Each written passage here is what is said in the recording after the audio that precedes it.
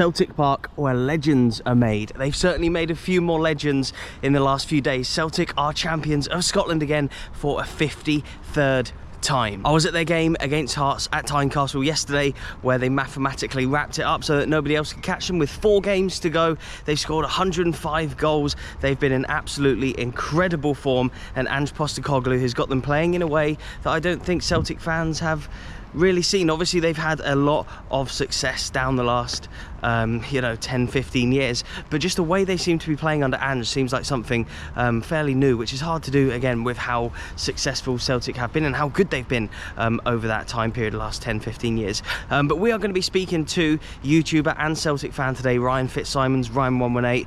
I'll link his channel down below. We're going to ask him a few questions about Ange, about the squad, about how good they've been this year, and sort of how they can still improve as well, because I still think there's a few areas where they could obviously get a little bit better in the years to come. Please hit that like button and subscribe if you aren't already, and let's go and find the man himself. I'm Ryan, aka Ryan118, and I like to talk about Celtic a lot, and I'm quite happy to talk about Celtic today. Yeah, and we were just talking about your channel just then. I will link it down below. Mr. Consistent, uploading all the time. Love to see it, mate. It's great. Did you watch the game yesterday, Hearts v Celtic? I did. It wasn't the greatest game of football, but at the end of the day, Celtic are champions. That's the thing that matters the most. So, you know, we got more Celtic fans here. Look, here we go. Love it. How you doing? Good, mate. Yourself? Good, hi. How are you? Not bad. Just talking about yesterday, what did you think of the game? What did you think of the Hearts game? Yeah, it was great, aye. Even though they didn't play so well, I feel like, yeah, you know, mark of champions in it, I guess. Yeah, by the way, it was only That's what matters, to make them look good. Of course. That's all you do. See you later, mate. Cheers. But yeah, the game yesterday, I suppose, wasn't the best performance, but again, champions. You put those performances in, but you still get the 3 points. Yeah, it's what Celtic keep doing. It's what Ange keeps doing. You know, there's been plenty of games this season where teams have probably gave us more of a test than we've expected, but we managed to get the job done. Obviously, the red card has probably played into Celtic's hands quite well, but Tynecastle's a hard place to go, and the 3 points is all that matters. So it doesn't matter how the job's done. I'm just happy we got it done. Nice. And when were you confident that it was going to come back to Celtic Park this season? Was there a moment where you look back on and think that's the day we won the league? Probably when we beat Rangers the first time. Really? Okay. As early as that.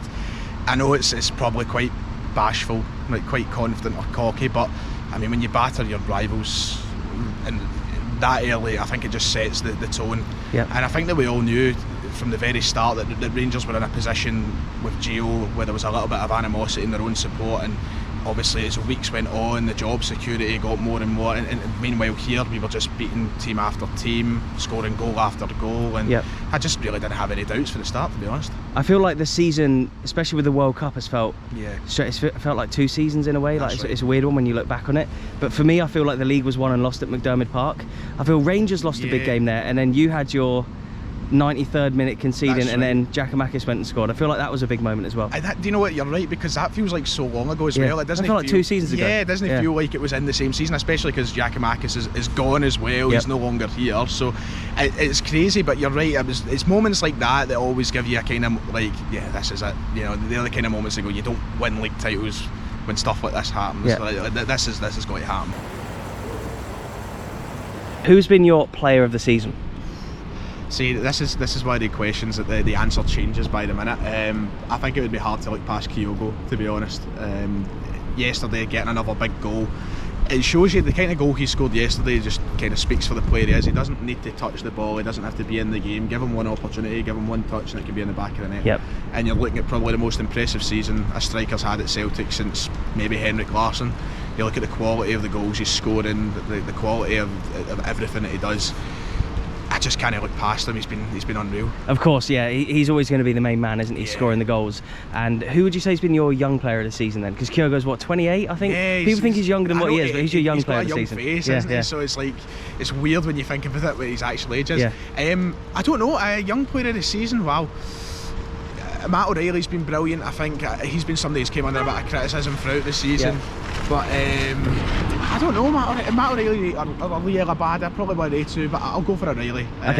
The assists he's got, he just goes under the radar so much, but he pulls a lot of strings in the middle. He's really important to what we do. And the captain behind you there, Callum McGregor, what has he won? I think 8 leagues, 4 cups, 7 league cups if my... I think he'll be overtaking Scott Brown soon. Yeah, if my research is to be believed. How good a captain is he? And what does he mean to the club and the fans? Unbelievable. And it's crazy because, as I just mentioned Scott Brown there, when he left, we all knew McGregor was going to be captain, but I think there was this kind of doubt that anybody could fill the armband of Scott Brown. Yeah. He was just the greatest captain since maybe Billy McNeil.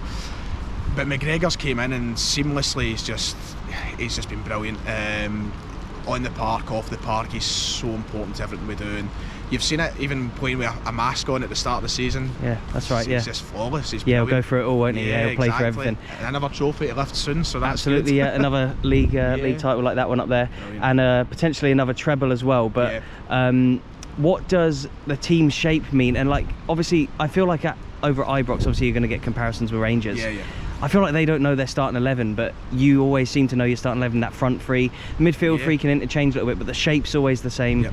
You sort of know what the starting 11 is. Maybe with Moy or O'Reilly could swap in the middle or something. But yeah, and McGregor's obviously a huge part of that, because he's changed his role massively in that midfield. Because if you go back 5-6 years, he wasn't playing where he is now, but once again, just like he's took it seamlessly as captain, he took it seamlessly as for his role as well. So yeah, you can change anybody around McGregor or any of the players, and it just fits so well. Ange behind you. Yeah. What do you and all the rest of the fans think about the gaffer? I was talking about this yesterday on my own channel, and I struggle to put into words. Because he's rocked our world, and we were told that. There was a journalist, I think it was an Australian or a Japanese journalist, that said Ange Postecoglou will rock your world, and that's only the beginning of it. I think that there's very few people in football who transcend, the sport and culture quite like he has. He's came in, and I've never felt an emotion or a love for a manager or a leader quite like I do with Ange Postecoglou. And we've been lucky. We've had the likes of Brendan Rodgers, Mark McNeil, Tommy Burns, and he might have a split opinion now, but Neil Lennon, these are guys that Celtic fans have adored, they've loved, and they've spoke about so highly. But there's just something different with Ange Postecoglou. It's weird, it's crazy. Do you think he gets the club because of what's happened in his own personal life as well? I think that's a big part of it. Yeah, obviously he's an immigrant. He moved from Greece to Australia at a very young age, and obviously Celtic, as we know, their history is very driven around that culture. So yeah, I think that his life and the way that he's went through football. Oh, yeah, run over here. I know. Yeah, there we go. The joys of filming out and about in Scotland, yeah. Yeah, but I think that's a big part of it. His character, he speaks so openly, so honestly, and I think that just that's Celtic fans. We don't hide anything. Ange Postecoglou hides nothing, so I think we get on very well. And he's won the league title in Japan. He's won league titles numerous in Australia. Yep. He's won the Asian equivalent Cup, of the Euros with Australia. Considering they used to play in Oceania, that's right. They moved to Asia, and he's won it against teams like Japan, South Korea, Saudi Arabia. Iraq have won it a lot of times as well. So for Australia to win that is huge for them. Yep. Such Such a successful manager. He's won so much. He's won a lot here now. Do you think that he can go and do it at a bigger club? He's been linked with Spurs, linked with Chelsea. Do you reckon he could have? I'm not saying bigger club, but maybe a club in the Champions League more regularly. Getting further in Europe, etc. Hopefully no. I didn't mean bigger club in that way. You know what I'm saying? Yeah. Selfishly, I hope he stays here for as long as possible. But if you're speaking from an honest point and you're taking your green tinted glasses off for a moment, this is a guy that I think could do it at the very, very top. This is a guy that could manage the biggest team in the world, in my opinion. I have no doubts that this is a guy who could win Champions League titles, who could win World Cups, who could win the biggest honours. He's that good.